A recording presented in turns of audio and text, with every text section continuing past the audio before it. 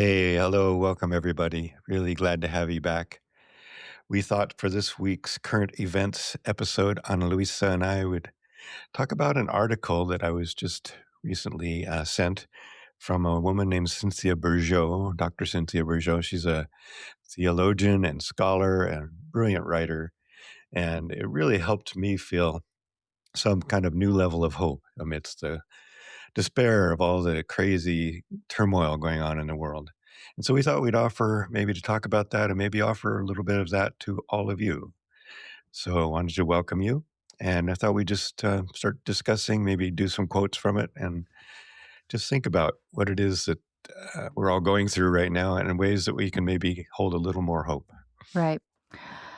Well, I just want to also say that today is March 9th, 2026, Yeah. if anybody in the future is going to listen to this. Hmm. And right now it feels like the world is contracting with like an urgency to create instability so Mm. that people in power can stay in power. That's what it feels like to me. Yeah. Yeah. And I think that a lot of folks, and also in this day and age, there are a lot of people who are older, who are dying, who are beginning Hmm. this and, this passing through this threshold. There are new people coming into this world. There are young people who are taking note of the chaos that um, others have created in their stead. And I just want to offer up that if in general it feels like a very dismal time. Hmm. It can, yeah. It can feel this way. And, if we're going to be fully human, we can be living in paradox, which Yes. is in the exterior part of this ourselves, there is a lot of turmoil, and we can cultivate an inner sanctuary. And so Hmm. this article is interesting. And Wakil, Yeah. let's see how it can be a Yeah. salve for us 21st century ers. Well, yeah, and actually that's, we'll get to that at the end, but that's really kind of, as human beings, it seems like we are stuck in this cycle. We had an episode a while back about the cycle of war and the cycle of conflict. And it's sort of like we can't seem to grow out of that, and we aren't trying. Well, in some cases, there's advantages to some small group of humans, enough so that they'll keep that cycle going because it helps them stay in power. It helps them stay, Mhm. wealthy and whatever, and comfortable apparently, and helps them not be afraid. That's kind of where we came to last time we talked about that, was maybe this is how they keep from being afraid. But the results of that is that we are allowing the planet and the culture and all of our siblings, we're just watching them be degraded and harmed in many, many ways over and over to more and more deeper and deeper extent. And she begins by speaking to the fact that there's a parallel, the analog of humans on the planet being somewhat like a cancer cell. And I thought the way she put it was interesting. And we've had people argue about this, but I think there is something to be said for the analog that, cancer cells are, to quote her, cancer cells are driven by one thing only, their own insatiable impulse to multiply, until in the blindly aggressive pursuit of that impulse, they wind up destroying their host. Mhm. And, I'm dealing with cancer in my life, with my dear wife and others that I've known. And of course, it's a huge problem going on everywhere. So when you look at that and look at the way it treats the human body, it's not hard to see that analogy between the way cancer attacks and destroys the host body and the way we are just attacking and destroying our host planet. So that's one of the essences that we've talked about, how that affects us internally and how that affects our lives and the grief that we hold. And but as you said, Ana Luisa, we also, in the midst of that, look for ways to stay in balance. So We do. And it just occurred to me, I think in the 80s and 90s, we all talked about how humans were parasitic, yeah. right? Like we were just like, like ticks, and people would give a big pushback for that. But I do like the cancer analogy. And also, I just remembered The Selfish Gene, the Richard Dawkins book, Oh, yeah. right? How we don't actually have choice. It's our genes that propel us into these choices into the future. Yeah. And I mean, we don't understand so much about why we're in this place with conflict. Yeah. And I'm just, holding the thought that there is more to this, but it our time requires us to be more curious and dig in deep to what it is that we're doing individually and collectively. Mhm. Mhm. And I personally feel sometimes like all those phone calls to the people I'm supposed to call, all those letters, all those marches, they're for Mhm. naught. But she talks about this, right? That's Yeah. like, where was it that she was said that collectively, like once we get into that fullness of all of us kind of moving together, ensemble en français, we can make a change. But it Yeah. requires a lot of us. Yeah. And it really does. It really is kind of about an evolution of the humanity into a whole whole 'nother type of species almost. And that's the other thing she talks about, and she quotes Teilhard in speaking to the fact that, evolutionarily, if you look at the large picture, we're a tiny little speck in that picture, but evolutionarily, species come and go. Mhm. Um, different uh, organizational life comes and goes, and often, if we look back at the billions of years of the planet Earth, there's been things have hit the Earth and destroyed everything on the planet, but things have come back after that, and different species have come out. And she That's actually right. speaks to the fact that if you look at that, that they seem to come back kind of where they They go left away for a off while, but they come back kind of different where they and came stronger. back. Yeah, Yeah, yeah, and so perhaps we can hold that as part of it, that it's part of the, kind of the promise, one of the promises that, she spoke about, that in a way we can look at, there's finally a place, she says, from that place of recognition that something will come back. There's a bit of solid ground that we can put our feet on. She mhm, quotes T.S. Eliot, "I rejoice having to construct something upon which to rejoice." So, so we're constructing that, or we're holding that, I guess, that sense. uh-huh, So uh-huh. really, the only and what you said earlier about it's going to take a critical mass of change, which may depend upon everything we know going away. That's right. And there's a beautiful book, Emergent Strategies, which That's kind right. of, looks at how, as organizations on the planet, as groups, as communities, sometimes the only way through is to let what you have go away entirely, and allow something That's else to right. emerge. And there's 2 parts of that I really love. It's like, you allow things to just kinda settle into its own death, its own dying, doneness, Yeah, quietness, and kind of sifting into ideas and hearts and minds of people and resurfacing after being composted. Like, right. this could be for any number of, organisms, but it also, was thinking about how we get so attached to the notion that we are doing this 100% correctly every single time. You're right. And we slam into walls, we get hurt, we like get broken, but we get up and we still want to try to do it the same way. And it just made me think about our interview recently with somebody who said that when families go through the death of a parent or both parents, Mhm. 61% of those siblings will not be talking to each other after that. Wow, yeah, that was And incredible. it was such an I've thought about it all week since that Yeah. interview, and I come back to this, like, if we're gonna continue to do the same thing over and over again, and we don't see us letting go of these attachments, letting death move us into nothingness or Mhm. like the simplest part of ourselves, we're gonna keep doing the same thing over and over again. Yeah, yeah. It's really true. It's true, on a or less macro scale, maybe, as we're thinking about it right now. Kind of, we're looking at the macro, but in all of our organizational connections, all of our community connections, That's right. and like our spiritual growth, our spiritual organizations, we see it over and over again. There's a sense that we have to hold on to the past. We have to say the same Yes. things everybody else ever said. We have to honor the founders, and that's nothing wrong with that. But when you honor the founders to the extent that you no longer are growing, no That's right. longer allowing emergence to happen, and new learning and new understandings to happen, you've basically died.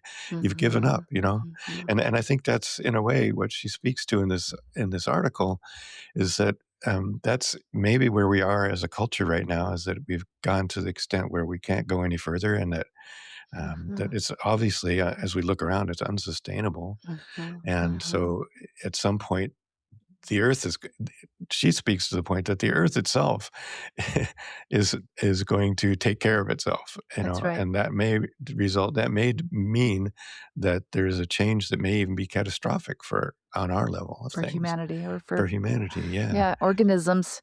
Yeah. Yeah. But I think one of the Mm. things she speaks to and why we can hold this little spark of hope is that there is sort of this, and this is theological in a way, the sense that there is a spark. Um, and as she says, from deep within the geosphere, there's still that restless spirit drawing it onward to manifest new forms and innovations. So holding that, that's kind of this place of hope that I think this particular article brings to me. Mhm. Yeah. So Huh, that's interesting. I wonder if there's a place to consider for all the folks out there who are atheists or non-believers or spiritual yeah, not really like, when we speak of spiritual the spark, I don't know that it shuns non-traditional spiritual folks out of that. oh no, I think it's that urgency to continue. It's that, that reptile brain, it's the selfish yeah, gene. yeah, It's, that protection, we will move forward no matter how we get there, right? yeah, So it's the how do we choose to move forward is the piece that I'm very interested in these days. And hmm, as Wakil knows, I spend a lot of time in my morning prayers. It's like asking to notice my attachments to whatever. Like if I'm attached yeah, to certain shoes or I'm attached to a certain walk or yeah, because it is about letting cycles of life, meaning a birth and a death, circulate through, move through, right? yeah, And I want to press on to say, like, death is part of every aspect of our lives. It's, absolutely, we can die to a philosophy that we once held so true that we would die on a mountain with us. No, we outgrow things, and it's okay to look and say, "Oh, that is no longer of service. That, yeah, image of God is so little, like, I need to get to know God in a different way," or yeah, the beloved, or that song is suddenly just like the lyrics are not speaking to my heart any longer. I can't sing them yeah, anymore. yeah. All It's these are very, small yeah, deaths, and it's yeah, okay. It's okay to yeah. just notice them and I think it's actually mm, more than okay. I think it's actually healthy. It's important. that's right. You know, if we're going to continue to grow, we spoke to somebody recently who we recognized the way they were speaking, that they were talking about the that really big time in your life when everything seems to no longer make sense. You know, the dark night Mhm, of the soul, mhm, as Saint John of the Cross spoke about. That there's this sense that wow, all these practices, all these things that I grounded myself in no mhm, longer hold me. I'm mhm. floating, I'm falling, you know. That's right. I'm And to lost. yeah, and to Yeah. actually embrace that Mhm, and to recognize that as a divine gift or amazing unearthly and a gift from the planet or a gift from life that wow, you know, I can yeah. actually find something new down here in the It's mud. life. Like, we're okay with babies growing up to be teenagers, young adults, mothers, fathers, older people dead, right? Like, there is a Yeah. trajectory, so why don't we allow, you know, concepts of self, uh, beliefs in the world, beliefs in something to, like, also have a trajectory of growth, and when Yeah. it's not growing, it probably needs to die or shift. Yeah, yeah, because we see it. right? We see Mhm. the evidence of it. We see the evidence of it in what's going on around us right now in the That's culture right. and in the communities. But we also see the evidence of it in just our organizations when they start to just become less relevant, and there are bunches of old people going and no young people going anymore. That's That's right. one indication of it. It's sort of become stagnant.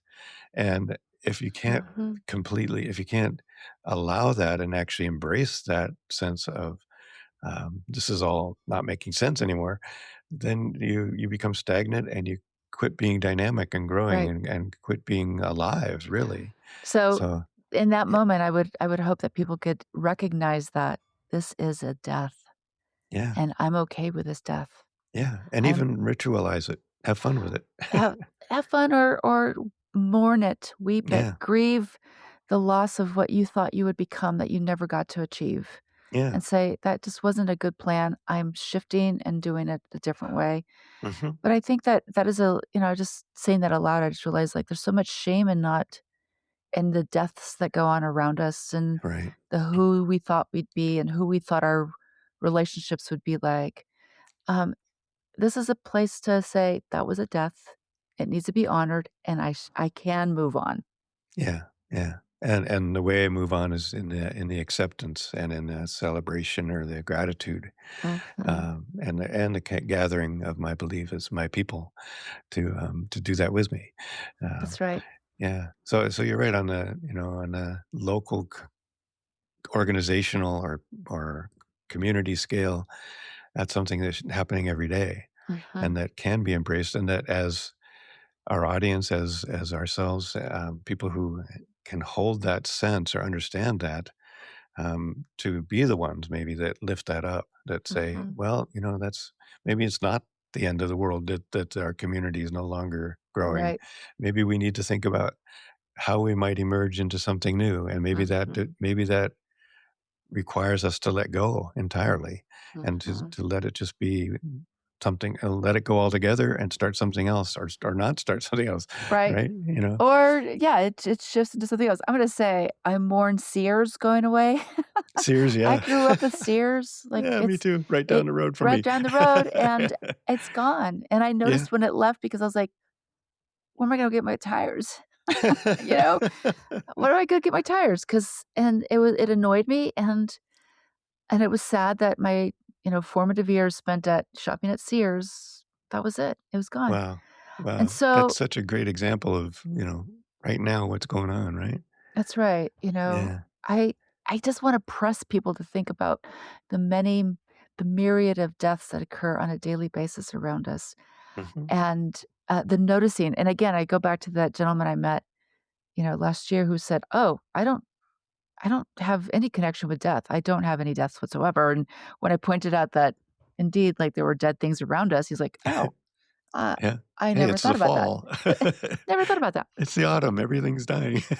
Yeah, and it was interesting because this morning I had to drive somewhere and, um, a big raccoon got hit on the road, Mm, and mm, I always mourn the loss of our little kin. So I took the time I watched his cars swerve to not hit it again. mhm. And I was wondering, did they say, "Oh, that is a dead raccoon. I'm so sad for my dead raccoon." I called the city to have him picked up because it matters to me that I Yeah. don't want his or her little body to just be, like, smushed up all day long. But it occurred to me, like, hundreds of people have gone by down this road. How many of them took the time to Mhm. witness, Yeah. I say a little prayer of goodbyes and, do something to, like, help the situation, right? Yeah. We Probably not that many. No, we need to, like, take those moments and I mean, it takes 3 seconds, like, there's a Yeah, death. yeah. Well, and it's important, and if we bring this back out to the scale of the planet and what we're watching happen, Yeah. it's the same thing, how many people are just and again, no judgment. It's totally normal and to just get numb, right? Mhm, And just say, mhm. "I can't look at this anymore. I'm gonna quit watching the news. That's right. I'm gonna ignore it. I'm not gonna go march. I'm not gonna call anybody." That's right. It's a very, very normal response and a very and if that's the response It's totally okay. do it. It's okay. And don't, I don't want anybody to start feeling like I should be doing more. But the point is that as those of us who can anyway, and as you can, to notice and to take in a sense of, yeah, it is horrible. And I can hold that. And I can also wish for, hope for, and work toward That's right. a an evolution and an emergence. And what does that look like for you Mhm, personally? mhm. And think about it for you personally. What does it look like? In her articles, she speaks to how she approaches that, and I think it was very inspiring to me to read. To think about, okay, things are like constantly changing in our world. We're watching a lot of little deaths happen, and we're watching really a much larger one. In this case, what we're talking about here, this kind of macro world falling apart around us, right? Um, but when it does, what do we do? What is our part to create the new, evolutionary form that's going to come forward from that? Um, she noted that when you look at history, look at the macro history, millions of years of history on the Earth, things seem to, after a pause or after a disaster, they seem to spring forth again all over the planet, right? Mhm, And so, in a way, we're kind of holding that belief that if we can hold truth, um, she quotes Teilhard again, or no, she quotes, Teilhard saying, "Truth only has to appear once, in one single mind, for it to be impossible for anything ever to prevent it from spreading universally and setting everything else ablaze." And I love that gives us something to hold, no matter mhm, how bad it is, we can hold that sense that we are a part of this long arc, and mhm, that, really, what we're called on, if we can do this and when we can do this. And I guess I would say if and when, because as we spoke to earlier, it's not everybody's gonna be able to handle this. But mhm, if our part of the continuing evolution of the species, if you will, is just to believe that something more can happen, and to hopefully grow beyond this kind of adolescent stage of humanity, where we have to be afraid, and we have to support, and we have to fight for our space, and there's not enough. Um, and then hopefully then things will finally change. And so I guess that's what we do every day. She says, to that hope and the work entailed to bring it into reality, she will gladly dedicate the remaining years of her life. It's the only thing I can do, she says, and then my heart tells me it will not go for nothing. So I think for me, that's the sense that I try to hold.